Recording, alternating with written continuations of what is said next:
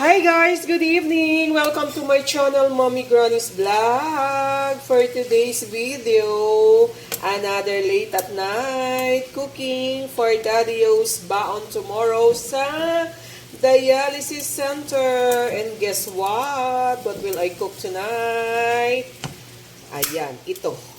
Ito yung i-cook natin tomorrow. Tonight pala. For baon. So, ayan ha. Abangan nyo kung ano itong lulutuin ni Mami G. Ayan, ayan. Masarap yan. Guys, welcome to my channel, Mommy Granny's Vlog. For tonight's video, another late at night. Cooking na naman tayo for tomorrow's baon ni Daddy sa dialysis center. And this is pork. Ano kaya? Ulaan nyo anong lulutuin ni Mami G. Ayan, sa makahula. Ayan. So, ayan na guys, lumambot na siya at hiniwa-hiwa na natin. Nakasote na rin yan sa onion and garlic. Ayan.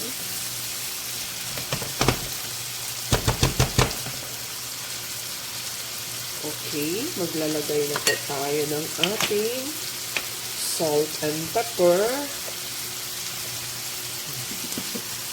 Salt and pepper. Salt and pepper natin.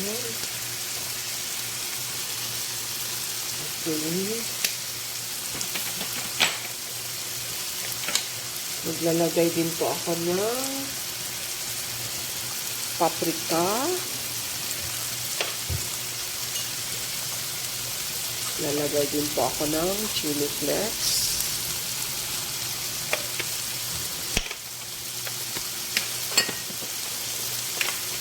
Maglalagay din po tayo ng ating ano yun? Hindi yan. Hindi yan. Ito. Parsley, guys. Na-addict na ako dito, guys. Gusto kong maglagay kahit anong luto ko gusto kong maglagay. Parang masyado siyang malasa talaga pag nilalagyan ko ng ganito.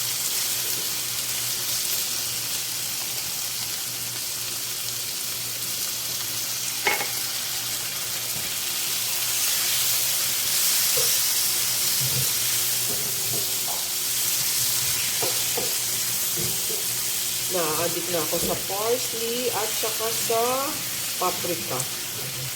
Hindi na ako pwedeng mawala ng stock. Kasi nakakalasa talaga siya. Nakakatulong ng lasa. Okay. Tayo ng tubig. Para lambot-lambot siya pero nakatimpla na. Diba? Lambot-lambot niya. Nakatimpla-timpla na siya.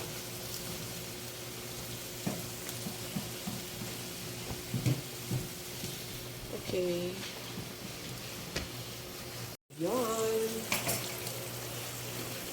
Ating ilapag ang ating carrots at saka patatas. Actually guys, konti lang yung patatas ko. Ang dami kong carrots. But it's okay.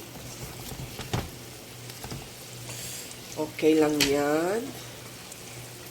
Takpan muna natin. After naglagay tayo ng water with cornstarch. Ayan.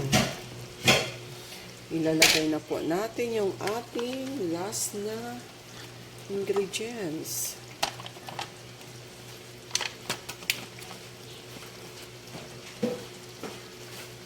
Okay.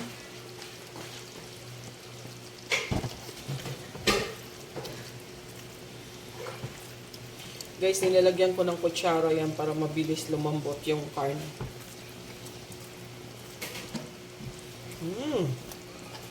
Mukhang masarap na. Tikman natin kung may kulang pa. Salt ba? Pepper ba? Yan.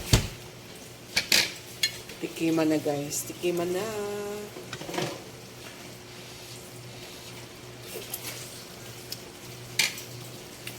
Kunting salt.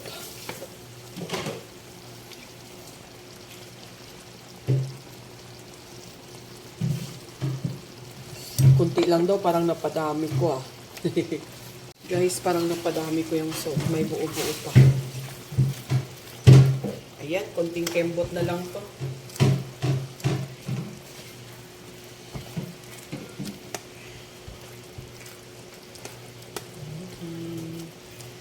La la la la.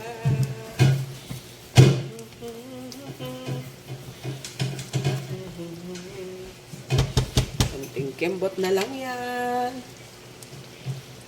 Tikim tayo maya konti. After naglagay ng salt, then okay na yan.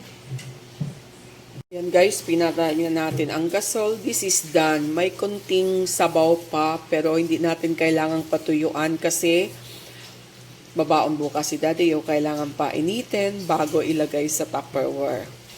Sobrang sarap na naman ang baon ni Daddy Yo. So ayan guys, that's the end of this video. Thank you so much for watching and please don't forget to like, share, and comment. Thank you so much. Bye!